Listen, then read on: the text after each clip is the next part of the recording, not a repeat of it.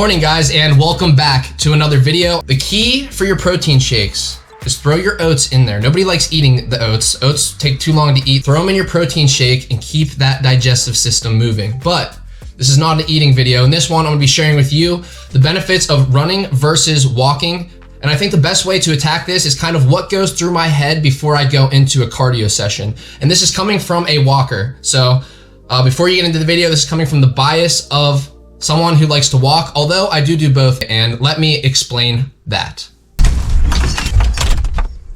So if we're gonna be making a video about walking and running, I'm not gonna be sitting at my desk while doing it. That would be hypocritical. I promise you, I'm not a hypocrite. And I also promise you, I'm not a douchebag for wearing my hat like this. Give me a break. I have a bad hair day. I need to get that shit cut. So I'm just gonna have to work with it. Here, I'll fix it and go forward so I'm not looking like a douche. The first difference is running takes a lot of motivation to get started. I know if I associated cardio with running, I might get out and do it 2 to 3 times a week. It really does take a lot on you mentally to get out and to get going on a run. And also you gotta plan out when you're going on a run. So you can't do it after you eat a meal. You gotta let that digest unless you wanna go and throw up somewhere, which is what I would do. Hey, how you doing? How are you? Doing good, doing good. So it was my first time running into somebody while recording and I choked. I got nervous. But planning to go on a run, afterwards you're all sweaty, you're gonna have to shower. So say if you gotta go to work or be somewhere, you can't really go on a run without fitting in time to shower. And then it goes back to fitting in time to make sure you eat before the run because you don't wanna get sick, you wanna give time for your food to digest. I don't know about you, but I get tired after I let my food digest, and then it comes and wraps full circle back to you need motivation after you're tired, and then you don't want to go on the run anyway. It takes too much motivation. I know it might seem like I'm overcomplicating things, but that is not the point I'm trying to drive home. What I'm trying to say is that those little nuances, those little inconveniences and having the motivation, needing to get energy so you eat, and then you need to digest, and then you need to get more motivation, and then you figure out that you need to shower afterwards and you don't have time before work, so then you want to do it after work. Like, all those are little excuses in your head to just keep kicking the can down the road and say I'll run later, and then eventually you don't do it, and then tomorrow the same thing happens. It's a snowball effect. Now I do want to say there are people out there that are like, dude, this guy's crazy, I can't go out and walk, I have to run, I have to feel free like a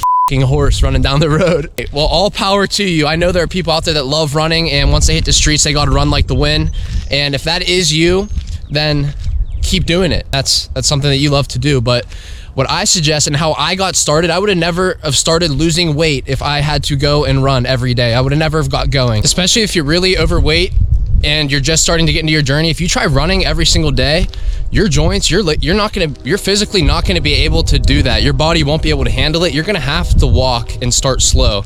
So let me take you into the world of walking, because that's where real fitness journey foundations are built for the long term. Think of it this way: if you start your fitness journey, if you start running, if you're on a crash course diet that you absolutely hate, in 3 weeks, 4 weeks, whenever you finally lose the motivation of your journey, you're gonna stop. You built up basically off of a 6-inch slab, a 6-inch platform, and it all came crashing down. Start walking, so whenever you do build up to running, you don't come crashing all the way down. You build your way up to it, and then you can either do it if you enjoy it or come back to walking. Now let me tell you how I first started out, and it is with walking, which eventually led into running. But whenever I would wake up, I would have zero motivation to go and get my cardio in. So I would tell myself, Graydon, just go down on the treadmill. I know it's a luxury to have a treadmill. If you don't, just go outside, start walking, just get moving. And eventually, if you feel like running, like 5 minutes in, you start feeling good after you warm up, get a light jog going. If you like it, keep going. If you don't, then stop. The first battle is to actually get started, and with walking, it does take zero motivation to get out the door and to get going. And I know a lot of people will say, it takes time for me to go out and go on a walk. That takes up a lot of time in my day. I don't have the time for that. Well, whenever you wake up, you probably go scroll your social media, you probably get in the shower, listen to your YouTube notification videos. You probably have a daily routine that you do in the morning. Why not do that routine while you're on a walk, while you're actually starting to get your cardio in and get moving? So you're better, like, if you do start walking for your cardio, it's just gonna help you with your time management skills in the long run. So now that we have the motivation, the time out of the way, planning cannot be an excuse whenever you have to go on a walk. Instead of eating and then needing to wait for your food to digest. Eating and then going on a walk actually helps reduce bloating.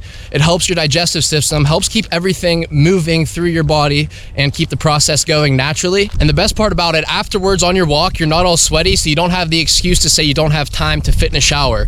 You actually probably don't even need a shower, and you can just get moving along throughout your day. Now, one thing I like walking over running is because I'm trying to build muscle while lose fat, and it's hard to run hard every day and lift weights every day. Running, like I said, if you just are starting out, is strenuous on your body, so it takes proteins and energy to rebuild that muscle up just from going on a run. And then on top of that, if you're lifting weights, it's gonna be kind of like an overload on your muscles, and it's gonna be hard to keep rebuilding and to have maximum strength when you're in the gym. And not just the physical benefits of walking, but the mental benefits of walking is truly unmatched. What I like to do, I like to throw on a podcast about my financial education, maybe my health education, fitness, like stuff I can teach you guys. And I'll just hit the streets, walk, listen to that.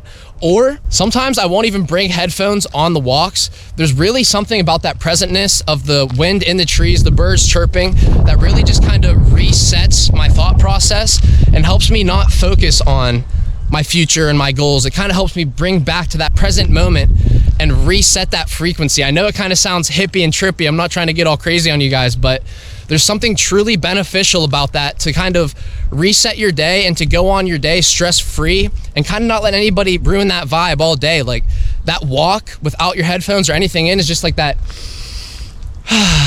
it's that reset button. And there's really something unmatched about that, and really helps you accomplish your goals whenever you have that new mindset after a walk. So after the walk, my mind's reset. You know, I feel ready to conquer the world. And after a run, dude, I'm feeling dead. I want to lay on the couch and I don't want to get up the rest of the day. So, I mean, it might be different for you, but walking, man, I think it's a given which one's better. Now, I know there might be one of you that are like, Graydon, you're stupid. You're not going to burn any calories when you're walking. And that's where I want to tell you you're wrong.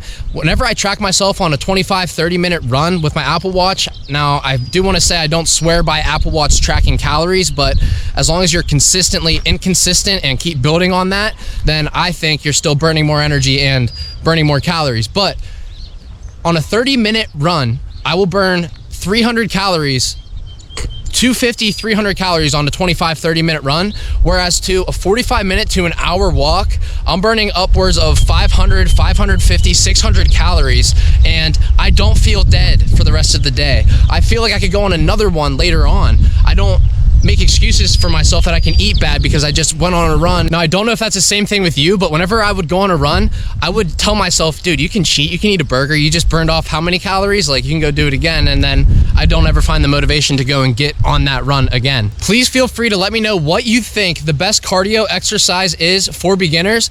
But what I think the main point of this video needs to be is to do the one that you can maintain year round and that you will actually get out and keep doing. Because if you don't keep doing it, you're not going to be able to maintain the body that you want. And I hope that by explaining to you what I did today, that I showed you that walking is the easier one over running to get started and to be able to build that foundation for your fitness journey. So to recap, no motivation needed, no planning needed, and the mental is unmatched with walking compared to running, as you can't even think of anything while you're running. So guys, if you enjoyed the video at all, cracked a smile, learned anything, please give me a thumbs up. And if you want to join me along the journey, please press the subscribe button down below. But in this one, in my opinion, walking is the best for beginners, and I hope you get started and smash your goals this year in 2021. I'll see you guys in the next one. Peace out.